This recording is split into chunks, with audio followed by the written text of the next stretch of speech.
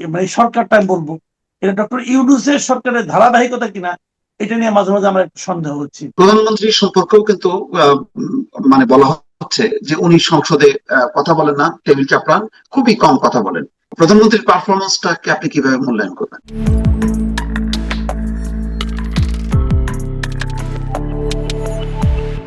আসসালামু আলাইকুম, সুপ্রিয় দর্শক, স্বাগত জানাচ্ছি কথার পিঠে কথা অনুষ্ঠানে। আমি মোস্তফা ফিরোজ এবং আমার অপর প্রান্তে যুক্ত আছেন সিনিয়র সাংবাদিক মাসুদ কামাল। মাসুদ কামাল, সংসদের অধিবেশন শেষ হয়েছে, 25টা কার্য দিবস বলা হচ্ছে, 90টা বা 93টা বিল পাস হয়েছে।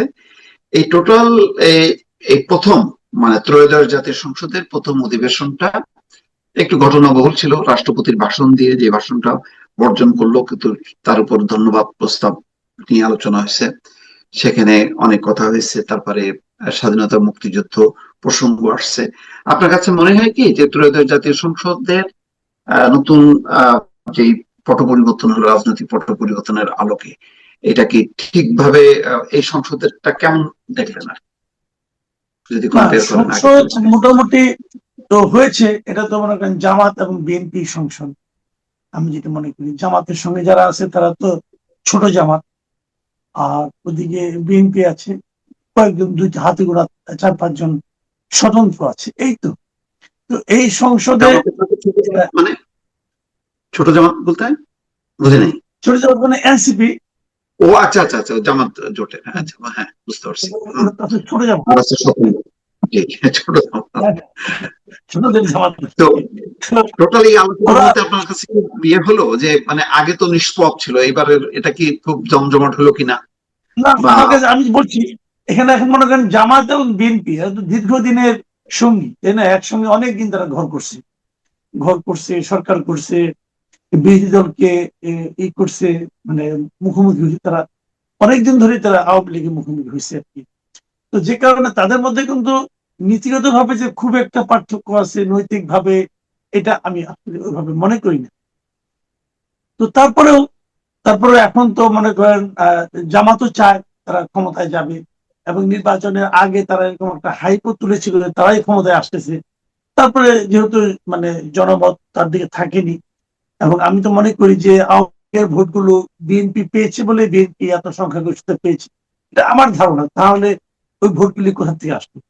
তো এটা একটা প্রপার নির্বাচন হতো বাংলাদেশের প্রেক্ষিতে। আমি যদি ভাবি যে ভোটারদের যে সেন্টিমেন্ট, ভোটারদের যে চিন্তা ভাবনা বা মানুষের যে চিন্তা ভাবনা, সেখানে মূল যে রাজনৈতিক দলগুলো যেগুলো আছে তার মধ্যে একটা বড় দল হলো আওয়ামী লীগ, এবং সে আওয়ামী লীগকে ছাড়া হয়েছে নির্বাচন।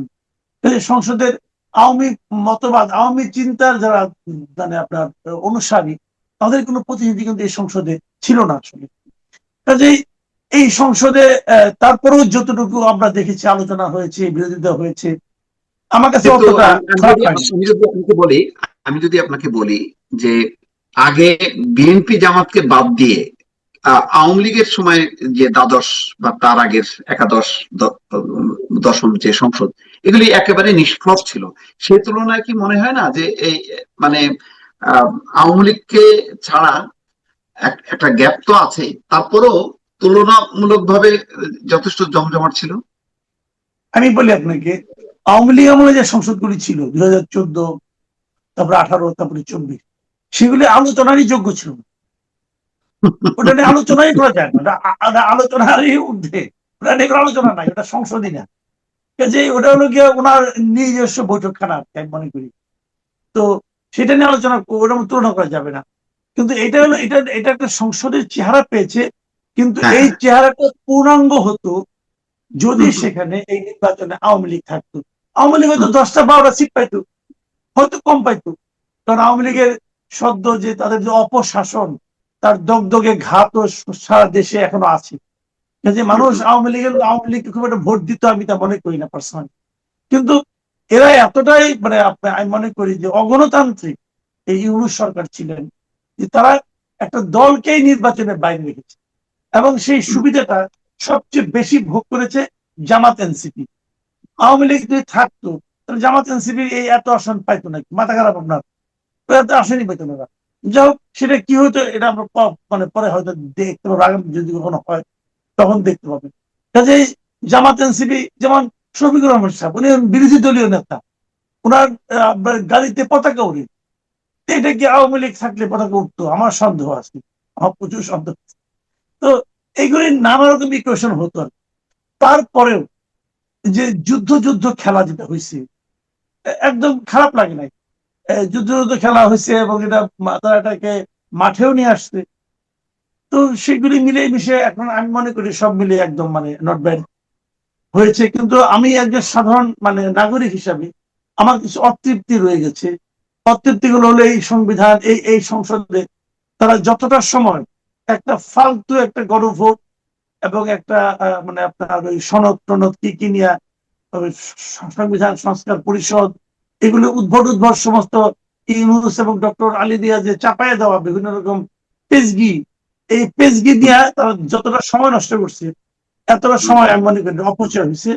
এবং তাদের উচিত ছিল এই সময় জনগুরুত্বপূর্ণ যে বিভিন্ন বিষয় যেগুলো আছে সেগুলো নিয়ে আলোচনা করা। আমি নিজে চূড়ান্ত রকম হতাশ হয়েছি যে বাংলাদেশের ইতিহাসে সবচেয়ে নেতিবাচক যে কাজটা হয়েছে, যে গোলামী চুক্তি যেটা হয়েছে যুক্তরাষ্ট্রের সঙ্গে। আমরা আগে শুনেছি যে ভারতের সঙ্গে বাংলাদেশের একটা 25 বছরের গোলামী চুক্তি ছিল বলা হতো। আমার তো মাঝে মধ্যে তুলনা করে দেখি যে ওই আগের ওইটা আওয়ামী লীগের যে চুক্তিটা, ওইটা তো এই ইউনূসের চুক্তির কাছে নবজাতক শিশু। আমার কাছে এরকম মনে হয় এত বড় একটা গোলামী চুক্তি হলো, এই চুক্তি নিয়ে এই সংসদে একটি শব্দ উচ্চারিত হলো না। এই যে মহাবিপ্লবী এনসিপি যারা মহাবিপ্লবী একজন, একটা শব্দ উচ্চারণ করে নাই। এরা বলে নতুন রাজনীতি প্রতিষ্ঠা করবে। আমি আপনি করতে পারলেন কি পারলেন না সেটা অন্য আলাপ, চুক্তি বাতিল করবেন কি করবেন না এটা অন্য আলাপ। কিন্তু আমার কথাটা হলো কি, আপনি একটা কথা উচ্চারণ করলেন না কেউ, নট এ সিঙ্গেল ওয়ার্ড। এই হাসনাত আব্দুল্লাহ বিপ্লবের একদম মনে হচ্ছে যে বিপ্লবের হিমালয় পর্বত, তো কোথায় সে সবকিছুর প্রতিবাদ করে? ওর চোখে লাগলো না এই চুক্তিটা খারাপ চুক্তি হয়েছে? বরং তার দেখেন আলোচনাটা আসলো ওই গাড়ির ইস্যু নিয়ে, যেখানে এই চুক্তি নিয়ে আসতে পারতো, হামে কত শিশু মারা গেছে সেটা আসতে পারতো, জ্বালানি সংকট নিরসনে কি করা যায় সেগুলো নিয়ে তোলপাড় করা যেত। কিন্তু চলে আসলো কি এমন একটা ইস্যু তুললো, গাড়ি, মানে উপজেলা পরিষদে তাদেরও গাড়ি দরকার, চিন্তা গাড়ি করেন। দেন, অফিস দেন, মানে মানে ওদেরকে পাবলিক ভোট দিছে গাড়ি আর অফিস পাওয়ানোর জন্য। আমার অফিস লাগবে, আমার এখানে বসবো, বসে আপনি কি করবেন? এখানে ডিম পারবেন না মাছ মারবেন, কি করবেন? উপজেলা লেভেলে আপনার কাজটা কি? আপনি সংসদ সদস্য, আপনি সংসদে আপনার জন্য একটা হোস্টেল আছে, থাকেন এখানে বসে বসে চিন্তা ভাবনা করেন কোন আইনকে থামাবেন, কোন আইনকে বানাবেন। আপনার এলাকায় আপনি কি কাজ? সংসদ সদস্যের যে মানে আপনার যে গুরুত্ব, যে দায়িত্ব, তার মধ্যে এলাকার কি কাজ? তার এই মাতব্বরি করা ছাড়া, শরীর ঘটানো ছাড়া। তো যাও এগুলি মানে এরা তো মনে করছে আমি এমপি হয়েছি মানে আমার এলাকার এটা জমিদার হয়েছে। আমের আমের বিষয়ে এই যে মানে এরকম একটা মানে এত শিশু মারা গেল, বাণিজ্য চুক্তিটা নিয়ে সবাই চিন্তিত, সেখানে তাদের কোনো সে নাই, এটা কেমনে হয় মাসুদ কামাল?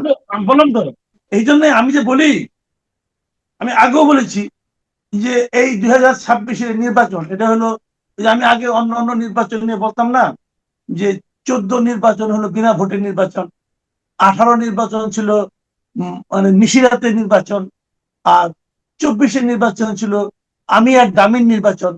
তো আমি 26-এর নির্বাচনকে বলছিলাম যে আমরা আর মামুরা নির্বাচন।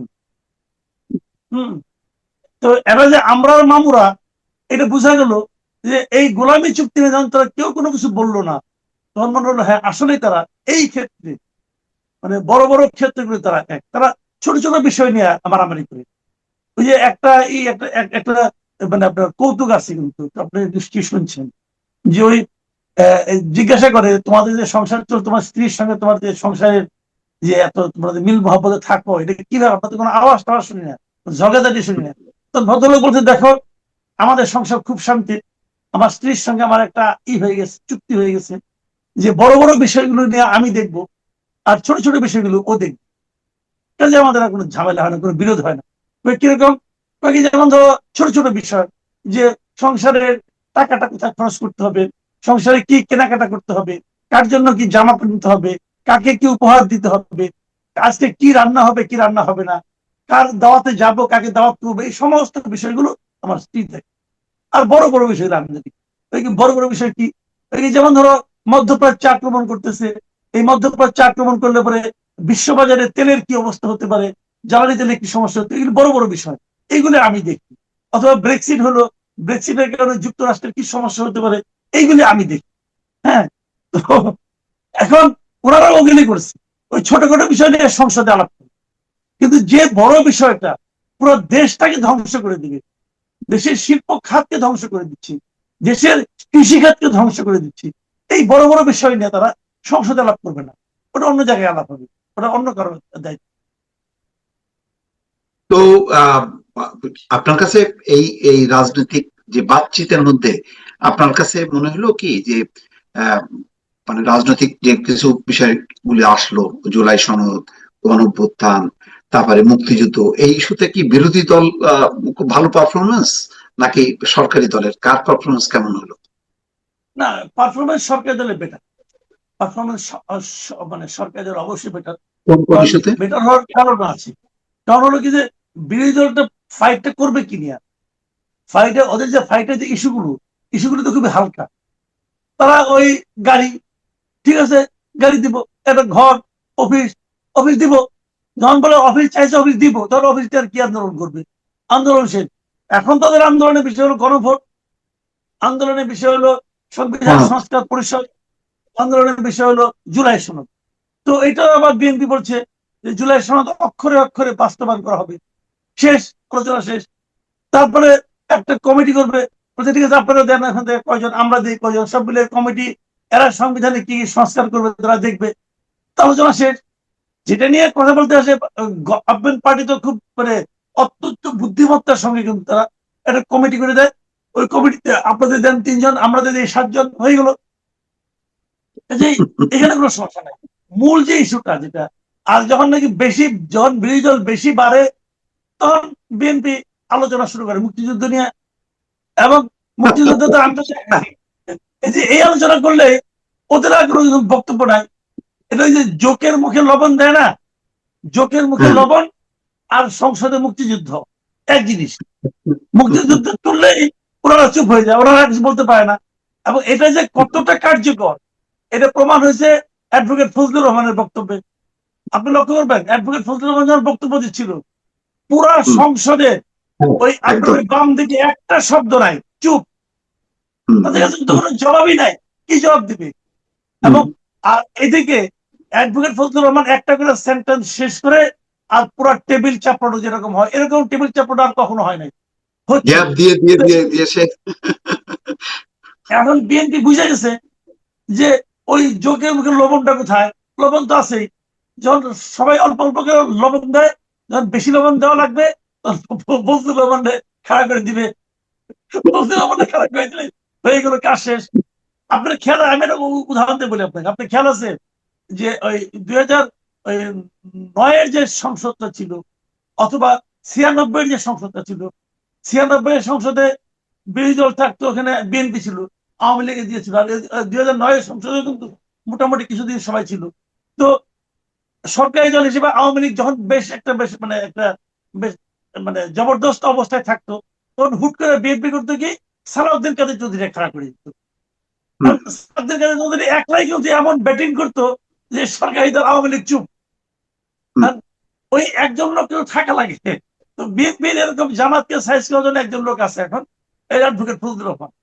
ওনার এখানে দাঁড়া করে দিলেই হবে, আর কিছু লাগবে না, বাদ বাকিটা উনি একাই করে দিবে।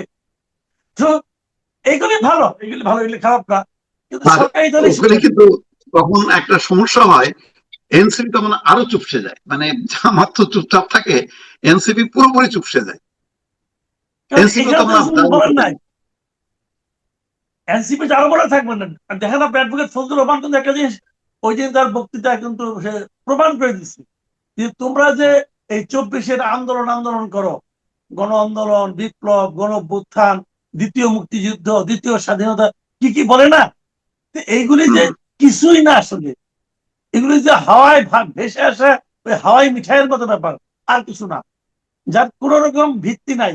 এটা তো উনি ওই দিন বলে দিছে এবং তুলনা করে দিচ্ছে যে হিমালয়ের সামনে ঢিবি, একটা টিলা এরকম, তারপরে প্রশান্ত মহাসাগরের সামনে একটা ডোবা, এই তো। যে ওই তুলনা আর করো না। এখন আগে তারা তুলনা করতো, ইউনূস সাহেব তারা পুরো প্রশাসন দিয়ে সেই তুলনাকে সাপোর্ট করতো, সেই তুলনাকে অ্যাম্পলিফাই করতো, আমরা জোরে জোরে শুনতাম। কিন্তু এখন তো সেই দিন নাই রে ভাই। এখন অগত্যান আর কিছু না পেয়ে তারা বলে কি যে বিএনপি যদি মুক্তিযোদ্ধার দল হয় তাহলে জামাতও নাকি মুক্তিযুদ্ধের দল। এটা শুনলাম যে কালকে বলতেছে। কি করবে, এগুলি পড়াশোনা করতেছে। যাই হোক, কিছু বলার নাই। পারফরমেন্স ব্যক্তিগতভাবে কার কেমন লাগলো মানে বক্তব্যের এতে? সালাউদ্দিন আহমেদের কিন্তু আমরা আগে এইভাবে চিনি নাই, সে যেভাবে সংসদটা বেশ মাতালো দেখলাম, বেশ হাস্যরস দিয়ে আগে আগে কি সুন্দর সালাউদ্দিন সিনেমা। আহমেদ সাহেব সালাউদ্দিন আহমেদ সাহেব সংসদ সদস্য হিসাবে সংসদে তার পারফরমেন্স ভালো, এটা কোনো সন্দেহ নেই। কিন্তু আমার এই পারফরমেন্স দেখার তো আগ্রহ নেই। আমার আগ্রহ নেই কেন? উনি প্রথমত কি, উনি প্রথমত হলেন স্বরাষ্ট্রমন্ত্রী। গত এই সরকার দায়িত্ব নেওয়ার পর স্বরাষ্ট্রমন্ত্রী হিসেবে সালাউদ্দিন আহমেদ ব্যর্থ, চরম ভাবে ব্যর্থ। উনি মব কন্ট্রোল করতে পারেন নাই। যে মব আতঙ্কে মানুষ ভুগতেছিল, উনি মবকে একদমই কন্ট্রোল করতে পারেন নাই। আপনি দেখেন এই সময় গুপ্ত হত্যা, গুপ্ত হত্যা, উনি কিচ্ছু কন্ট্রোল করতে পারেন নাই। এগুলি তো তার দায়িত্ব। উনি পুলিশের মধ্যে, ওই যে বলছেন পুলিশের মনোবল ভেঙে গেছে, পুলিশের সে মনোবলও ফিরে আনতে পারেন নাই। পুলিশের মনোবল বরং যদি কিছুটা ফিরে থাকে, এটা অ্যাডভোকেট ফজলুর রহমান ফিরেছে। উনি কিন্তু একটা কথা বলছেন যে 5ই আগস্টের পর থেকে, 5ই আগস্টের পরে 15 আগস্ট পর্যন্ত এই সময়ের মধ্যে যে সমস্ত পুলিশ আহত হয়েছে, নিহত হয়েছে, থানা লুট হয়েছে, সেগুলো তো ইন্ডেমনিটি পাওয়া উচিত না, সেগুলোর বিচার হবে না কেন? এই কথা যদি সালাউদ্দিন আহমেদের মুখ থেকে আসতো তাহলে কিন্তু পুলিশের মনোবলটা ফিরত। কিন্তু উনি পুলিশের মনোবল দৃঢ় করতে পারেন নাই, এবং উনি আইন শৃঙ্খলা মানে স্বরাষ্ট্র মন্ত্রণালয়ের দায়িত্বটা ওটা উনি পালনে একদম ব্যর্থ হয়েছেন। তো আপনার দায়িত্ব দেওয়া হচ্ছে স্বরাষ্ট্র মন্ত্রণালয়ের, আপনি পারফরমেন্স দেখাচ্ছেন সংসদে, এবং সেই সংসদে কিসের? আইনের উপর, আইনের ব্যাখ্যা দিচ্ছেন, অমুক দিচ্ছেন, তমুক দিচ্ছেন। হ্যাঁ দিচ্ছেন, তো আপনার তো আইনমন্ত্রীও আছে। আইনমন্ত্রী কামটা কি? সে কি সালাউদ্দিন আহমেদের ডেপুটি? ভাই এইগুলো আমি বুঝি না। আমি এই মন্ত্রণালয় নিয়ে আমি দেখতেছি যে জিনিসটা আমার কাছে মাঝে মাঝে মনে হয় যে এই সংসদটা মানে মানে এই সরকারটা আমি বলবো এটা ডক্টর ইউনূসের সরকারের ধারাবাহিকতা কিনা, এটা নিয়ে মাঝে মাঝে আমার একটু সন্দেহ হচ্ছে। কারণ ইউনূসের বেশ গুরুত্বপূর্ণ বেশ কয়েকজন লোক কিন্তু এই সরকারে আছে। যেমন ইউনূসের একজন উপদেষ্টা এই সরকারের পররাষ্ট্রমন্ত্রী হয়েছেন, বুঝছেন না? ইউনূসের অ্যাটর্নি জেনারেল, উনি এই সরকারের আইনমন্ত্রী হয়েছেন। এগুলো তো খুব জরুরি ছিল না কিন্তু, তো এগুলি আপনাকে করতে হচ্ছে কেন? রাইট। তো আপনি কনক্লুশনটা টানবেন কিভাবে সব মিলায়? আমাদের কর্পোরেশন হলো ভালো মন্দ মিলেই চলবে। আমি তো সব ভালো পাবো না, আমি মন্দ গুলো তো বললাম, ভালো অনেক কিছু আছে। এরা আমি দেখছি খুব দ্রুত অ্যাকশনে যাচ্ছে।